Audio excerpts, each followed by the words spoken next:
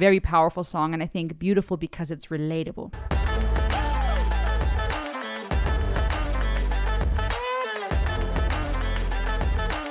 Hey everybody, hey Ride or Dies, it's me Rosalie. Welcome to the Ultimate World Music Reaction Channel, all about world music, psychology. If you're new, welcome. This is a special channel where we mix education, entertainment, and encouragement. If you've been here before, welcome back. It has been quite the journey. I have been unable to create and share as many videos as I like, but I am back and I'm excited to bring you brand new, fresh content. Check out my latest community posts to know what's been going on with me, with my hospital stay, and the latest addition to our family, and lots going on, which is why I had to slow down a bit on this channel. But I'm so grateful to all of you, especially my patrons, my supporters on Buy Me a Coffee, and those of you who are just part of this community, watching the videos, sharing, commenting. I want to check out an artist from Spain named Beret. Now, this young gentleman was born in 96, and he is known, his legal name, his official name is Francisco Javier Alvarez Beret, but he's known by Beret. Shout out to those of you who make awesome suggestions and encourage me to check out artists from all around the world. And I was told he is the Spanish version of Ren. Now, we know Ren, we love Ren, our mastermind, songwriter, composer, musician, multi-instrumentalist, lyricist, rapper from the UK. And this gentleman was compared to him in the sense that he is the Spanish version. What that means, I don't know, because, right, Ren means different things to different people. Appreciate his depth, his substance of his lyrics, how he's not afraid to talk about heavy stuff. So perhaps this is why this artist was compared to him. I don't know. Make sure to subscribe.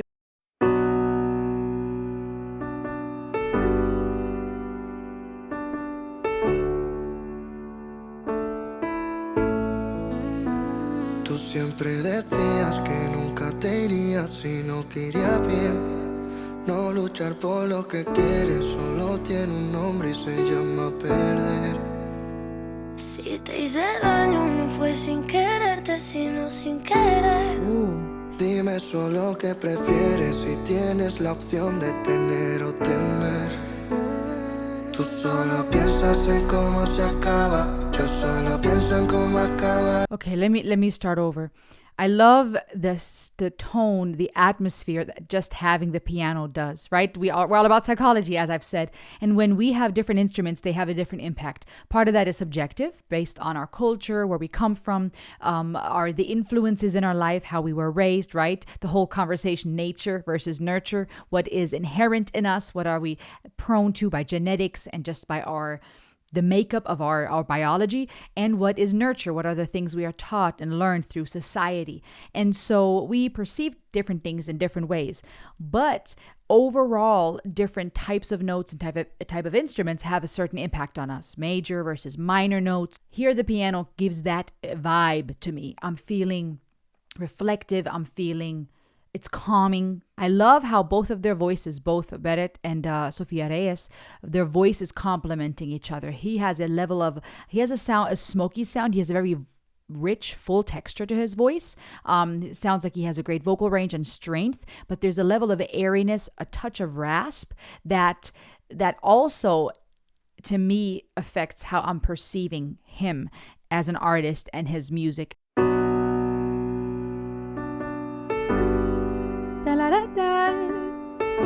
The great hook, catchy, note progression. Tú siempre decías que nunca te irías si no te iría bien. No luchar por lo que quieres solo tiene un nombre y se llama perder. Si te hice daño no fue sin quererte, sino sin querer. Dime solo qué prefieres si tienes la opción de tener o temer. Tú solo piensas en cómo se acaba, yo solo pienso en cómo acabaré. Un día me dices me faltan las ganas, otro lo pienso y nunca te gané. Yo quise todo porque te quedaras, ahora lo pienso y con que me quedé. Tiempo perdido, quizás lo he ganado, de echarte de menos a decirte que lo siento por hacerte perder el tiempo, por pensar que hacer otro intento, por tenerte, lucharte y sentirte tan feliz. Reviento, porque a veces ni yo me entiendo. ¿Cómo voy a entender lo nuestro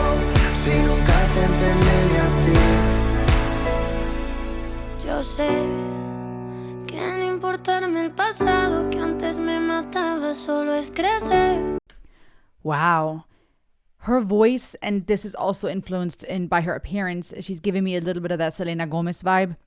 The texture of her voice, like I said, the airiness, that rasp, sounds like she may be an alto, but I don't know, maybe she's soprano. Something very sultry about her voice. I really like it, yet very feminine. This rasp that I think many people are drawn to when it comes to singers, yet very feminine, very sweet. Even things like the clothes they wear, I perceive as influential in how we perceive things, okay? This could just be a matter of taste, that this is the type of clothes they wear. Maybe someone advised them to wear this for the music video. But even those things impact us, okay? Him with the black shirt, the leather, her with the colorful pattern, yet subtle, not overly over the top. Poppy, and the colors are not over the top, but it's a pretty blouse. There's colors versus the black shirt, the black leather jacket. The texture even, right? It looks like a satin blouse compared to leather. There are dynamics here that influence how we perceive people, how we perceive music, okay? If you don't speak Spanish and you don't know what they're singing about, let me know in the comments, how does that make you feel? Lo siento means I'm sorry, right? Who is apologizing to who? Is it mutual? Did he hurt her? Did she hurt him? Is there something missing that they can't quite grasp? What are they communicating? And even if you don't understand the lyrics, what does it make you feel? I would love for you to just tap into that and tell me. I love how the beat kicks in shortly after that first verse, and it creates a certain level of crescendo. It creates a build of dynamics, including the rhythmic element and what almost sounds like a snipping or clapping, which gives it more of that Spanish vibe. And those influences come in. It's beyond just a pop song. Que nunca hemos sido dos, ya que contando el miedo éramos tres. Porque somos tan iguales que si yo me voy, tú te vas también. Now the clothing. El fallo es tener un problema y nunca aprender. Si voy a quedarme, que sea contigo. Si voy a correr, que sea por el filo. Sé que el futuro no estaba delante, ahora sí me doy cuenta que me castigo. Ya gané el tiempo y no está perdido. Yo nunca recuerdo, pero no olvido.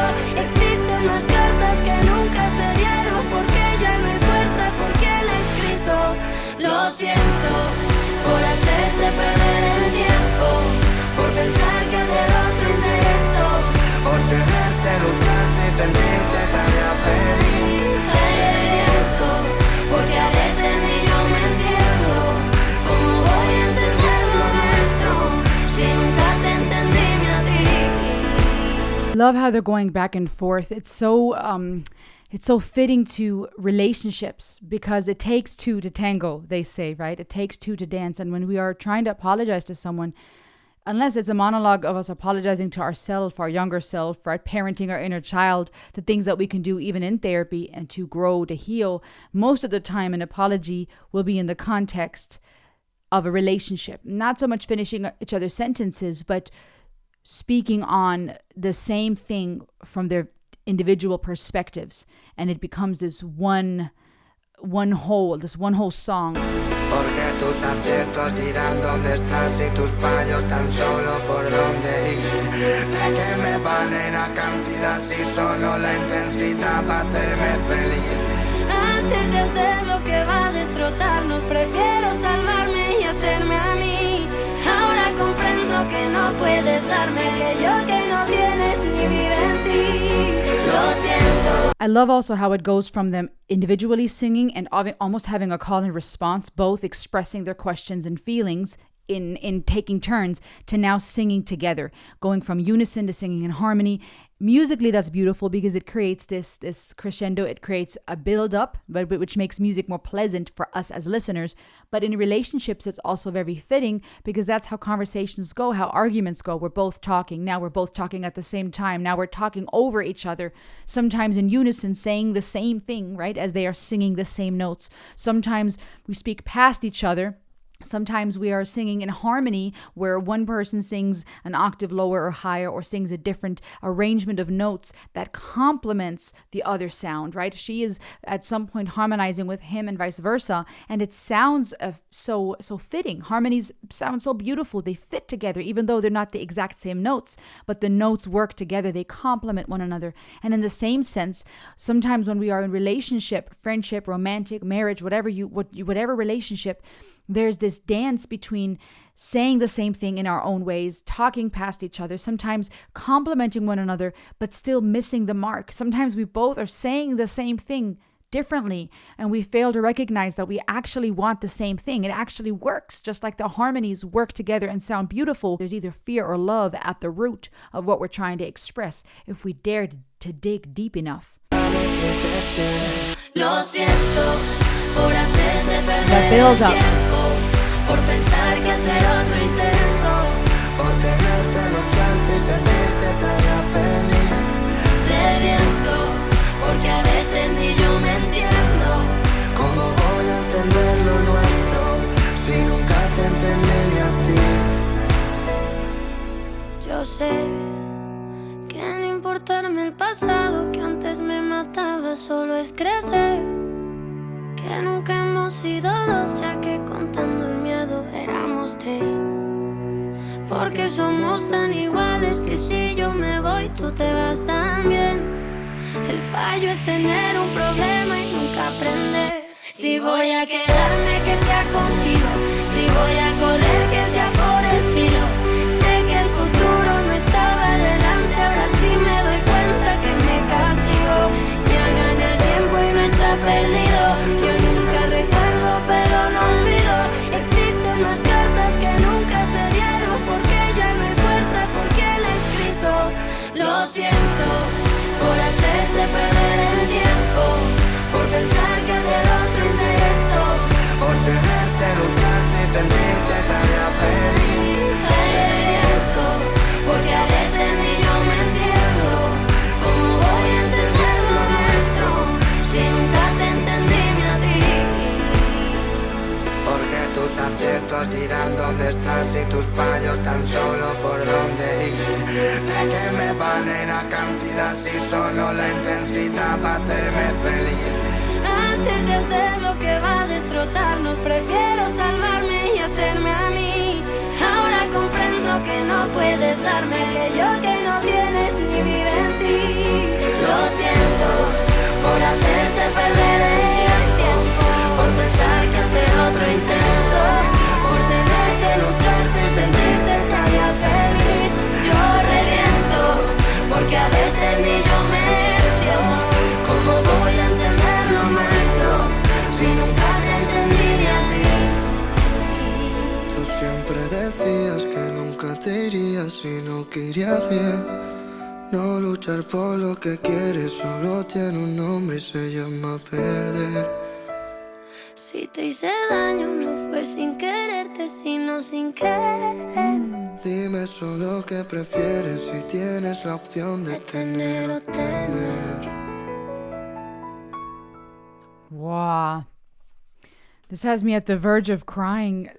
For one, the musical arrangement, it creates that type of setting emotionally, okay? The piano, that builds up with the drums, the clapping, snipping. And like I said earlier, it brings in a little bit of that Spanish vibe. It's this nod to the culture, but it's still very poppy, very relevant. The hook, la la la, la la la la la la la la. You know, like it's catchy, the note progression. You can just keep singing along and, you know, it'll be stuck in your head. So great job on the hook. But then there's so many dynamics here that just make it sad. You feel with what they're going through. If you've ever been in a relationship, be it the frustrations we face in our relationships as parents, right? Trying to get through to our children, be it in marriage and romantic relationships are probably the perfect example of that tension, the dance, the desperation. But even in friendships where you're trying to kind of get through to someone and convey something, or you are sorry, or you feel at a loss for words, you know, songs like "Say Something, I'm Giving Up on You," you know, like this plea for like, say something, do something, tell me that there's still hope for us. I believe at the core of most of our, if not all of our experiences, is fear or love. And not that everything can be oversimplified. Not everything is black and white. Not everything can just be, you know, dismissed. Oh, you're just afraid. Oh, this is just love, right? It's more complicated than that. But a lot of times at the core of all the emotions we face, be it anger, be it resentment, be it euphoria and excitement and joy, there are those feelings, those experiences, love and fear. And it's so, there's this duality within me as I'm watching this. And I think I see why this this suggestion, this person that suggested this said it's the, like the Spanish wren. Perhaps because this is a very skilled singer and artist, there's a lot of beauty and depth to the lyrics. He has a very unique voice. Perhaps that's why those comparisons were made. And every artist is unique in their own right. But I know why people make comparisons, because it's a reference point. It helps us communicate how we view things. And I see why this comparison was made here.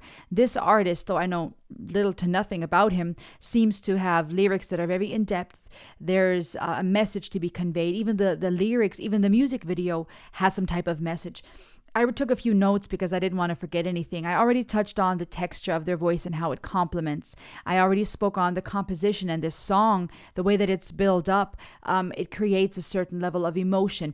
Even the way that the build-up happens with the drums and the rhythmic elements, it also fits to this idea of an argument. When you're trying to talk to someone, you might start calm and slow, like that piano introduction, and then there's a build-up of emotions. Maybe you start being more intense with your voice and your body language, or the things you say, the words you choose become more poignant, sometimes maybe even to get someone to attack them or push their buttons, right? There's a increase in emotions and intensity when we argue, when we speak to people, when we try to get them to understand where we're coming from. And the same was happening here in this song. The dynamics in the music video, I also spoke on the clothing a little bit. I like how it changed, even her in her elegant black attire, right? Maybe representing a level of grief. People often wear black either to look formal or to look like they are in grief, right? At funerals in certain cultures, black is worn. It can represent a level of feeling numb, perhaps, or even elegance, right? You become formal. When you feel distant from someone, it's less personal and casual. You become formal. Things become more polite. There's this invisible wall between us. There's different ways to interpret these little touches: the elegant makeup, the sparkly attire, the contrast between the colorful pattern of her blouse and the black leather of his, right? The soft versus the rough. There's different ways to take that. Of course, some of it could just be aesthetics, what looks nice for this music video. But psychologically, regardless of their intent, it will affect us. I also like how there was this dynamic between the two of them, both sitting at the piano, but in opposite directions, where her back is sort of turned towards him, but he's still sitting next to her. Even in therapy, you find that I learned in my training, not to sit right across from or next to someone, but more at an angle, right? So you're showing through your body language that there's a level of openness. You're willing to listen, right? You're there for this person without being full frontal in their face or to the side where there's this distance, shoulder to shoulder. Body language, the way we position ourselves to people, matters. And the fact that they were both sitting in opposite directions at the piano, still trying to communicate, still working together, her playing and singing, him looking at her, yet not really facing in the same direction, not being on the same path. And I think that fits to the lyrics here, which we'll talk about in a second. How they were holding hands as they're both trying to sing and communicate what they're feeling. There's this desire to connect to the person, but there's also a distance between them. Holding hands can be a form of intimacy, but it's not quite as intimate as a hug or a kiss or a full embrace. They're looking away, they're looking down. There's a level of sadness. Emotions are getting higher as their body language shows that they're trying to get through to the other person. At one point, holding hands but walking in opposite directions, right? There's still that duality between I want to be near you, but we have to part. Lyrically, let's talk about that. You've always said you would never leave if it didn't go well for you. I'm sorry, you always said you would never leave if it didn't go well for you. Not fighting for what you want has only one name. It's called losing. Okay, so this idea of you promised, you said you were not going to leave me. Not fighting means losing, right? You're giving up. If I hurt you, it was unintentional, not because I didn't love you. Tell me what you would prefer if you had to choose between having or being afraid. And that's interesting because psychologically, a lot of the things we face in life, right, put us in front of that choice, those two choices, those two options. You either say yes to one thing, which is no to something else, or vice versa. When you stay around, you are not having, or you're choosing to have something, but you also lose the alternative, right? In economy, we call that opportunity cost, right? What did it cost you to pursue one opportunity over the alternative? But in relationships, there's these options between having something or the fear of losing it, of not having it, of walking away. You only think about how it ends. I only think about how I will end up. Also very interesting, right? For some people, their focus is the result. How will this end? Some of them want it to end, right? They're looking forward to the conclusion. They're looking forward to something being dissolved and finished. They want resolution or closure. But for others, their focus is how I will end up. What will it be like for me? You're looking for the end. Maybe you're looking for the results. I'm looking for, what is it going to do to us? What is this going to do to me? For me, that is also very interesting, because when we speak of the Enneagram and different personality types, there are people who operate more from the emotional triad, right? There's more of the emotion. They're in the heart triad. Those who are more driven by their rationale, their mind. Those who are more instinctual and operate from their gut. And when you have relationships, you often have different personalities, right? You may have someone who is more result driven and rational, looking about the end, trying to figure out how to resolve this. And the other person might be more relational, right? Looking at, what is this going to do for me, for you, with us? One day you tell me I'm not in the mood. Another day I think I've never won you over. I did everything so you would stay. Now I'm thinking, what was I left with? Lost time? Perhaps I have gained it. There's a lot of duality here. Did I lose my time? Did I gain it? I gave everything, but what do I have left, right? Very interesting lyrics. And of course, in the Spanish language, it sounded so much more, to me at least, much more poetic. It rhymed, it worked well rhythmically with the song. Whenever you translate a song into your mother tongue or in a language that you can understand, things get lost, of course. I'm sorry for making you waste time, for thinking of giving it another try, for having you, fighting with you, making you feel that you'd be happy. I blow you up because I don't even understand myself. How am I going to understand us if I never even understood you? So here you see even more of that grief, in my opinion. Things are not working well for this relationship. And this can be in a friendship, in romance, but there's different ways to take that. If I heard somebody say, I'm sorry for wasting your time, for giving it another try. On one hand, I could perceive that as a genuine apology. I'm sorry I wasted your time, right? Your time is precious. It's our most valuable asset. At the same time, it could be interpreted as sarcasm. Sorry, I wasted your time. Sorry, like I thought I was doing a good thing here. Different ways to take that. But ultimately, both of those options come from a place of sadness and grief or regret. Saying things like, I blow you up, I'm fighting for you, right? And to say sometimes I don't even understand myself, I don't understand us, is very interesting. And I think that is very profound, because how will we understand a relationship? The merger of two personalities, two hearts, two minds, two bodies that have experienced life and been through their own individual journeys. How will we understand that unit if we don't understand the individual, right? There's this weird dance between becoming one in relationship, learning to dance together, but still being your own person, right? Some say, my spouse or my partner doesn't complete me, they complement me, right? Ideally, you should be two whole people that come together to build a strong force. You shouldn't be two halves that now make each other whole. Because what happens if that person leaves or the time comes and they pass away? You're now incomplete, right? So there's something to be said, I think, about knowing ourselves, understanding ourselves, and that being helpful to understand us in a relationship. And then it continues saying, I know growing up means not caring about the past that was killing me on the inside before.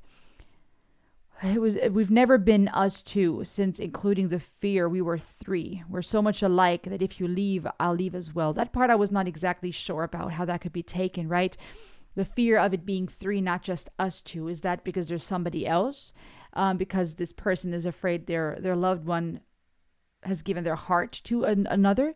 Or is it perhaps looking at the two individuals as their own entity, one and two, and then the relationship as a third? Because the lyrics are saying here, if you leave, I'll leave as well. There's this, dare I say, codependence, right? If you leave, I'm leaving. It depends how we say this. If a person establishes boundaries and says, if you're done, I'm walking away too. I'm not going to beg for you to stay, right? I'm not going to be desperate for your love. You either love me or you don't. But of course, then there's also unhealthy dynamics where there's a lack of boundaries, a codependence, right? If you leave, I'm gonna be done. It really depends on how we say these things, right? There's romantic expressions like, oh, if you're leaving, I'm coming with you, right? This idea of I will follow you, I'm not letting you go. Sounds sweet and fine, but in real life, if things are really messy, it can turn into some toxic codependence very fast. So I think it really depends on what the person saying this truly means, right? In this song, it may be meant a certain way, but of course, the relationships will vary for all of us. So how we relate to this may change as well. If you're going to stay, let it be with me. If you're going to run, let it be to the edge. No, the future hasn't happened before. Again, that duality, speaking of the past earlier and what it means to be grown up.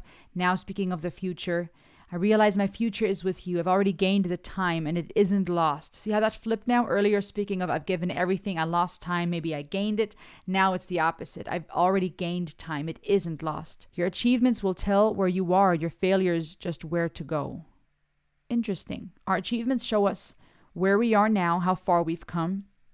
Our failures show us where to go, right? How can we do better? What direction do we take next in order to do better next time? Very profound lyrics. We're not going to read through all of them. It ends with, you always said you would never leave if it didn't go well for you. Just tell me, do you prefer, if you have to choose, to have it, to have something, or to fear? Interesting. That's so very, very profound. And I think I like this because there's different ways of taking this. This concept between holding another person accountable or reminding them, hey, you said you wouldn't leave if things didn't go the way you like. When we have to remind another of that, of the promises they've made, it implies to me that they're not living up to that promise, that something is not quite right. At the same time, to say to someone, you have those two options, to have something or to fear, I think it doesn't do, the Spanish lyrics justice, but the concept to me is so profound. Because like I said earlier, every yes is a no to something else and vice versa. And sometimes we may have something, but we're afraid of not having, we're afraid of losing, which taps into our existential fears ultimately. Sometimes we're afraid of something,